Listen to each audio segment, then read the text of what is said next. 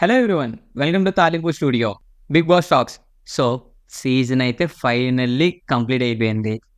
మనమైతే ఈ సీజన్‌లో 8 ఎపిసోడ్సే చేయగలిగాం. ఇది మనది ఈ సీజన్‌కి ఈ బిగ్ బాస్ లాస్ట్ ఎపిసోడ్ అనమాట. అంటే లాస్ట్ ఎపిసోడ్ మళ్ళీ రానను అనుకోకండి. ఎందుకంటే ఫిబ్రవరిలో అంటే ఎంతమందికి తెలుసో నాకు తెలీదు. ఫిబ్రవరిలో అయితే మళ్ళీ ఓటీటీ బిగ్ బాస్ అనేదైతే స్టార్ట్ అవుతుంది. అది ఫిబ్రవరి ఎండింగ్ నుంచి గాని, మార్చ్ ఫస్ట్ వీక్ నుంచి గాని ఉంటది. అప్పటి నుంచి మళ్ళీ మనం బిగ్ బాస్ గురించి అయితే ఎక్కువ మాట్లాడేసుకుందాం. ఈలోపు మిగతా అప్డేట్స్ గురించి అయితే నేను మీ ముందుకు వస్తూనే ఉంటాను. సో, తాలింపు అయితే ఫాలో అవుతూ ఉండండి. సబ్స్క్రైబ్ చేసుకోవడం మాత్రం మర్చిపోవద్దు. అండ్ అలాగే లైక్ అండ్ షేర్ గూడా. సో, నిన్నటి గురించి మాట్లాడదాం. ఈ సీజన్ అయితే మొత్తం జరిగిందండి. ఫస్ట్ నుంచి లాస్ట్ వరకు బాగానే తీసుకొచ్చారు. టాస్క్‌లు ఉల్టా పుల్టా అని చెప్పినా సరే, కొంతమందికి బయట పంపించేసి, మళ్ళీ ఎవరైతే వద్దని కంటెస్టెంట్‌లు గాని, బయట ఫ్యాన్స్ గాని కోరుకుంటున్నారో వాళ్ళనే లోపలికి తెచ్చి గేమ్‌ని ఇంకా ఇంట్రెస్టింగ్ చేద్దాం అని చెప్పి చాలా మార్పులైతే చేశారు. లాస్ట్‌లోనే ఎందుకో కొంచెం వ ఫైనల్ వీక్ కొంచెం వీక్ అయినట్టు అనిపించింది. అంటే టాస్క్‌లేం పెట్టకుండా వదిలేసి ఏదో టైమ్ పాస్ జరగాలి అన్నట్లుగా అయితే జరిపించినట్టు అనిపించింది. ఇంకా ఫైనల్ టాప్ 6 గురించి మాట్లాడుకోవాలి అంటే మనం అనుకున్నట్లే ఎప్పుడు సీజన్‌లో టాప్ 5 ఉంటారు. కానీ ఈ సీజన్ ఇంపాసిబుల్‌ని పాసిబుల్ చేసి అర్జున్ అయితే టాప్ 6కి అయితే వచ్చేసారు. అందరూ కూడా బెస్ట్ పెర్ఫార్మర్సే. ఈ టాప్ 6లో ఉన్న ప్రతి ఒక్కరు కూడా బెస్ట్ పెర్ఫార్మర్సే. కాకపోతే అంటే ఓటింగ్ పరంగా మంచిగా జరిగిందా లేదా అని మాట్లాడుకుంటే కనుక నాకెందుకో అందరికి అన్నీ దక్కినాయి గానీ ఏదైతే వీ వీళ్ళందరికీ దక్కడానికి మన యావర్ ఫోర్త్ పొజిషన్‌కి గాని, ప్రశాంత్ ఫస్ట్ విన్నర్‌గా గాని రావడానికి ఎవరైతే రీజన్ శివాజీ ఉన్నారో, ఆయనకేమి ఇది అవ్వకపోవడం నాకు షాక్ అనిపించింది. ఎందుకంటే, యావర్‌కొచ్చేసి క్యాష్ ఇచ్చింది. ప్రశాంత్ విన్నర్ అయ్యారు. టాప్ 2లో ఉండాల్సిన శివాజీ 3లో ఎందుకొచ్చారో నాకు అర్థం కాలేదు. అంటే అయిపోయింది కదా బాస్! ఇప్పుడు ఎందుకు అంటే, అయిపోయింది కాబట్టే మాట్లాడుకుంటున్నాం. లేదంటే ఎందుకు మాట్లాడుకున్నాం చెప్పండి? అంటే ఫస్ట్ నుంచి జరుగుతుంది లాస్ట్‌లో కూడా జరిపిచ్చారు. లాస్ట్‌లో ఎంత వాగ్దానం అని చెప్పి చూసినా సరే యునానిమస్ అయిపోయిందనమాట. ఉన్న 100%లో 42-45% ప్రశాంత్‌కే ఓట్లేస్తుంటే ఇంక 56%లో ఎవరైనా చెప్పేవాళ్ళు ప్రశాంత్‌ని కాదని ఫస్ట్ ఇవ్వగలరు. సో, యునానిమస్ అయిపోయేటప్పటికి వాళ్ళు అనుకున్నయి కొన్ని జరగలేదు. కానీ అక్కడితో ఆగిపోయారా? ఇప్పుడు మీరు ఎంత వరకు ఇవ్వాలో అంతవరకు ఇచ్చేశారు అమర్‌దీప్‌కి. ఏదైతే నేమ్ గాని, ఫేమ్ గాని, ఫ్యాన్ బేస్ గాని ఫైనల్‌లో తనకెంతో ఇష్టమైన రవితేజతో కలిసి యాక్ట్ చేసే అవకాశం కూడా ఇప్పిచ్చేశారు. ఇంకా అక్కడితో అయిపోయింది కదా! ఇంకా ఎందుకు అంత ఇచ్చినా కూడా అండ్ అమర్‌దీప్ గూడా హి డిజర్వ్స్. ఒక గేమ్ ప్లే గాని, బిగ్ బాస్‌లో అతని గేమ్ ప్లే ఒకటి పక్కన పెట్టేస్తే, ఆర్టిస్ట్‌గా తను చాలా మంచి ఆర్టిస్ట్. మనం చూస్తూనే ఉన్నాం. తను వేసే డాన్స్‌లో గ్రేస్ గాని, తన డైలాగ్ డెలివరీ గాని, అండ్ తను చెప్పినట్టే రవితేజ ఎంత ఇన్‌స్పైర్ అయ్యాడో రవితేజ గారిని మన అమర్‌దీప్ కొన్ని డైలాగ్స్‌లో గాని, డాన్స్ మూవ్స్‌లో గాని క్లియర్‌గా మనకు కనబడుతుంది. ఆబ్వియస్‌లీ యాస్ ఎన్ ఆర్టిస్ట్ తను డిజర్వ్ ఫర్ ఇట్. కానీ అక్కడితో అయిపోయింది కదా! నువ్వు అప్పటికి ఆగలేదు. లాస్ట్‌లో ఏమేమి ఇవ్వాలో అవన్నీ ఇచ్చావు అమర్‌దీప్‌కి. ఎంత లేపాలో అంత లేపావు. కెప్టెన్సీ టాస్క్ గాని, లాస్ట్ జర్నీ విషయంలో గాని, ప్రతి దాంట్లో. ఇంక అక్కడితో అవ్వలేదా? నాకు తెలిసి ఇదైతే కరెక్ట్ కాదు అని నా ఫీలింగ్. ఎందుకంటే మనం చూసుకున్నట్లయితే ఓటింగ్‌లో కూడా ఈ లాస్ట్ 2 వీక్స్ ఓటింగ్ కంటిన్యూగా పెట్టారు కదా! ఆ 2 వీక్స్ కంటిన్యూగా చూసినా సరే, ప్రతి వీక్, ప్రతి day first and second Prashanth and Shivaji గారే ఉన్నారు. Third place Amardeep, fourth place Yawar. ఇంతకు మించి షఫ్లింగ్ అయితే అవ్వలేదు. ఇవే కంటిన్యూగా జరుగుతూ వచ్చినాయి. లాస్ట్ 4, 5, 6 మన యావర్, ప్రియాంక, అర్జున్ మధ్య డిఫరెన్షియేషన్ వచ్చింది తప్ప, ఫస్ట్ 3 పొజిషన్‌లో అయితే డిఫరెన్షియేషన్ రాలేదు.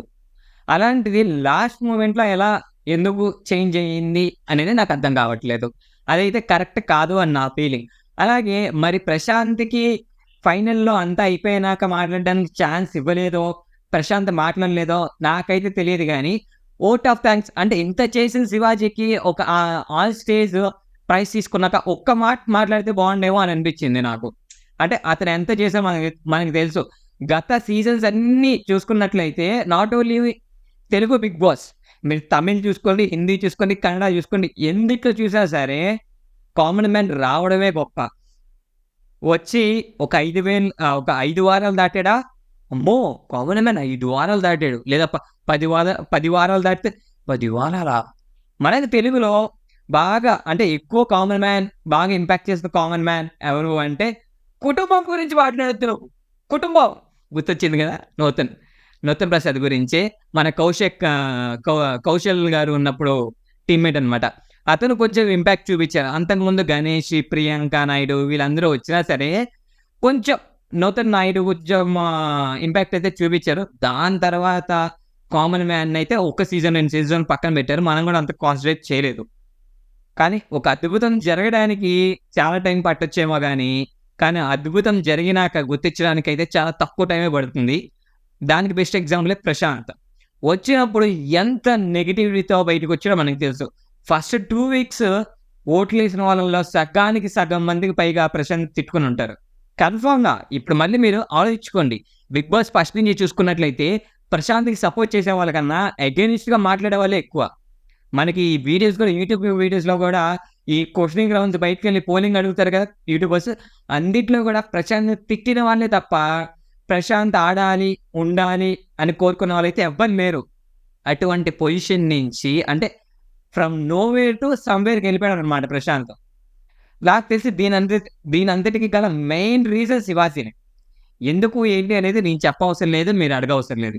ఎందుకంటే ప్రతిరోజు, ప్రతి ఎపిసోడ్ మనం చూస్తూనే ఉన్నాం. ఎంత బ్యాకప్ చేసుకొనొచ్చాడు ప్రశాంత్‌ని శివాజీ గారు అనేది. ఇంకోటి యావర్ గూడా. ఫస్ట్‌లో యావర్‌ని చూసి ప్రతి ఒక్కళ్ళు ఎంత భయపడిపోయారో. ఇప్పుడు ఏదైతే యావర్ గురించి చెప్తున్నారో, మేము ఫస్ట్‌లో యావరంటే ఏదో అనుకున్నాం గానీ, కానీ తర్వాత తెలిసింది ఏంటి అంటే తనొక జెన్యూన్ పర్సన్ అని చెప్పి ప్రతి ఒక్కరు అంటారు. అది రావడానికి కూడా one and only reason Shivaji గారే. అంటే నేను ప్రతిసారి శివాజీ గారి గురించి పాజిటివ్‌గా చెప్పిన ప్రతిసారి కూడా నేను ప్రౌడ్‌గా ఫీల్ అయ్యేది అదే. అంటే ఇప్పుడున్న జనరేషన్‌లో గాని, ఇప్పుడున్న సొసైటీలో గాని ఎవరైనా సరే ఒక గ్రూప్ ముందుకెళ్తుందంటే ఆ గ్రూప్‌లో నేను ముందుండాలని కోరుకునే వాళ్ళు చాలా మందుంటారు. అలాంటిది నేను లేకపోయినా పర్లేదు. వాళ్ళుంటే మిగతా ఫ్యూచర్ యంగ్‌స్టార్స్‌కి గాని, మిగతా ఎవరైతే ఇండస్ట్రీకి వద్దాం అనుకుంటున్నారో వాళ్ళకి గూడా ఒక ఎగ్జాంపుల్ అవుతది అని ఏదైతే ఆలోచన పుట్టిందో అది గొప్ప ఆలోచన నాకు తెలిసి. అది శివాజీ గారిలో పుట్టింది. అండ్ పుట్టడం గొప్ప కాదు. దాన్ని చేసి చూపించాడు చూడండి అది గొప్ప. అందుకే ఆయన్ని చాణక్యుడు అన్నారు. సో ఇంత చేసిన పర్సన్‌కి థర్డ్ ఇచ్చి పంపించేసేయడం అనేది నాకెందుకో కరెక్ట్ కాదు అనిపించింది. ఎందుకంటే we all know he is definitely deserve for second. He is second అని. అంటే బేసికల్లీ ఆయనే కొట్టేసేవాళ్ళు. ఫస్ట్ స్టార్టింగ్ అంతా కూడా మిడ్ వీక్ వరకు కూడా లాస్ట్ ఫ్యూ వీక్స్ వరకు కూడా అదే జరిగింది. లాస్ట్ ఫ్యూ వీక్స్‌లో ప్రశాంత్ పుంజుకున్నారనమాట. అంతటి పర్సన్‌ని తగ్గించేయడం అనేది నాకెందుకో నచ్చలేదు. అది పక్కన పెడితే ఈ ఉల్టా పుల్టా అని వాళ్ళు తీసుకున్న కాన్సెప్ట్ ఏదైతే ఉందో అది చాలా బావుంది. కొన్ని జనాలకి నచ్చినాయి, కొన్ని జనాలకు నచ్చలేదు. కొన్ని వీళ్ళు జనాల ఒపీనియన్స్‌కి ఇంపార్టెన్స్ ఇచ్చారు, కొన్ని ఇవ్వలేదు. ఎటు చూసుకున్నా వాళ్ళకి కావాల్సిందైతే వాళ్ళకొచ్చేసింది టీఆర్‌పీ పరంగా.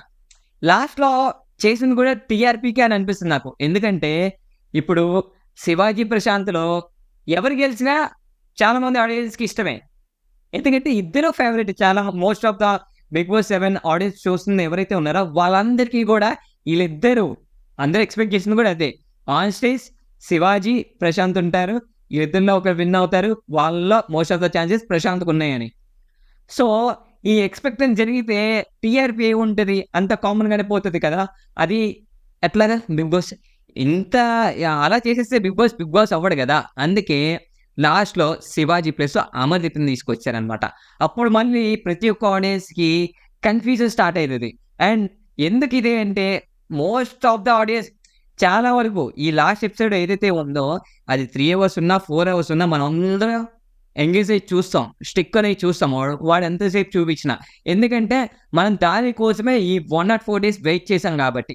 దాన్నే ఇక్కడ కూడా అడ్వాంటేజ్‌గా తీసుకున్నట్టు అనిపించింది నాకైతే. ఎందుకంటే శివాజీ ఉంటే అందరూ ఫిక్స్ అయిపోయి ఉన్నారు కాబట్టి అంత ఎక్సైట్‌మెంట్ ఏమి ఉండదు. అదే లాస్ట్ మొమెంట్‌లో అమర్‌దీప్‌ని మార్చామనుకోండి ఆ ప్లేస్‌లో మళ్ళీ ఒక కొత్త క్వెషన్ మార్క్ రైజ్ అయితది. అంటే మళ్ళీ ఇప్పుడు అమర్‌దీప్‌కే ఇచ్చేస్తారా? ఎందుకంటే అదే పోర్ట్రే చేసుకొని వచ్చాడు కదా 'బిగ్ బాస్.'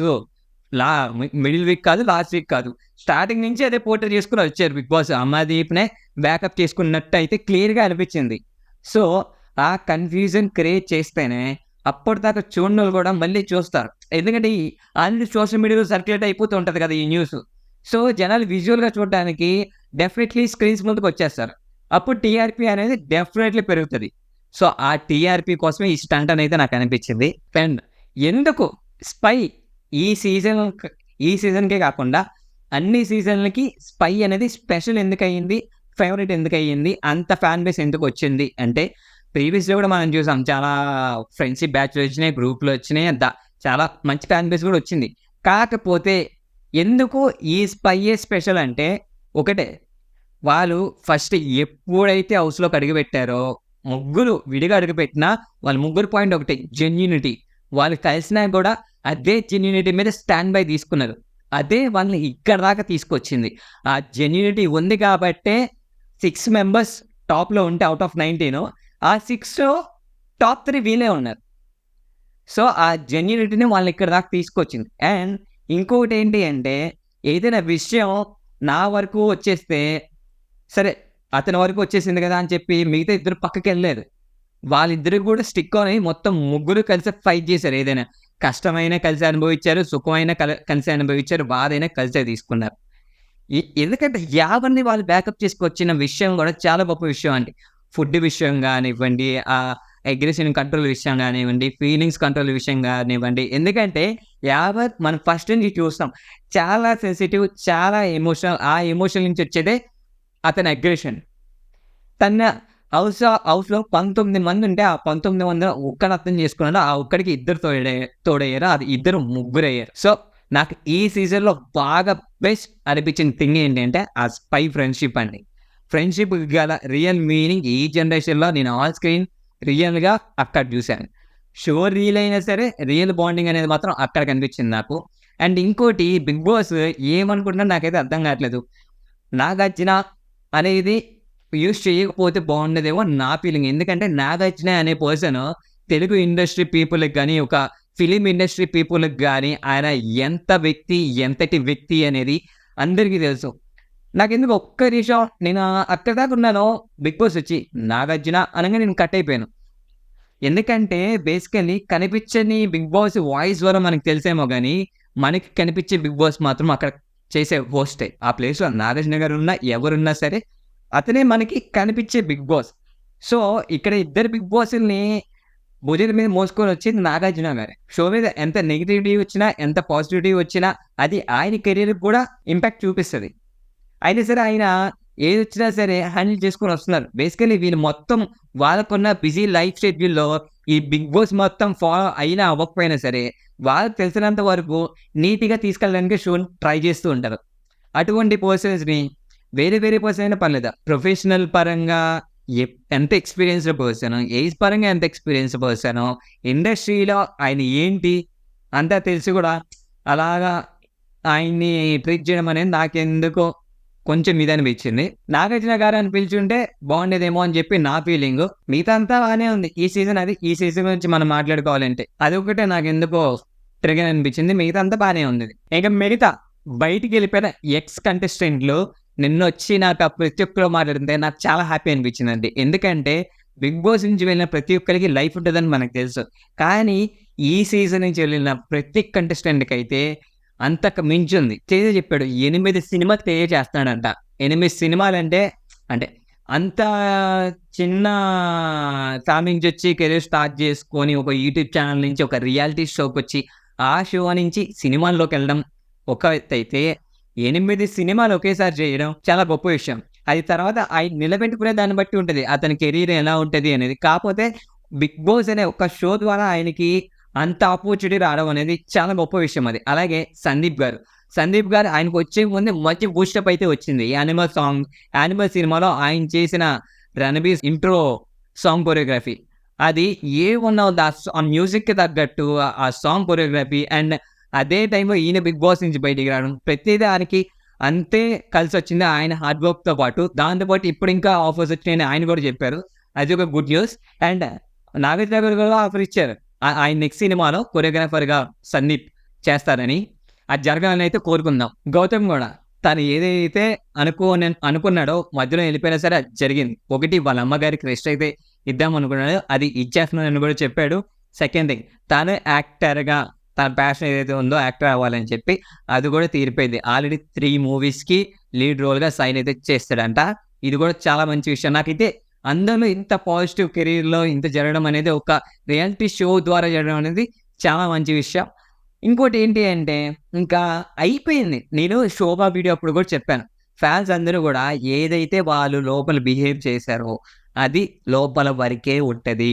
బయటకొచ్చేసినాక అందరూ మళ్ళీ యాజ్ యూజువల్ మంచి ఫ్రెండ్స్‌గానే ఉంటారు. అంతెందుకు మీరు ప్రీవియస్ వీడియోస్ చూస్తున్నారు గదా! వాళ్ళ ప్రమోషన్స్‌లో గానీ, దేంట్లో అయినా సరే నామినేట్ అయిపోయి, ఎళ్ళిపోయి బయటికెళ్ళిన ప్రతి ఒక్కరు గూడా కలిసే వీడియోలు చేశారు.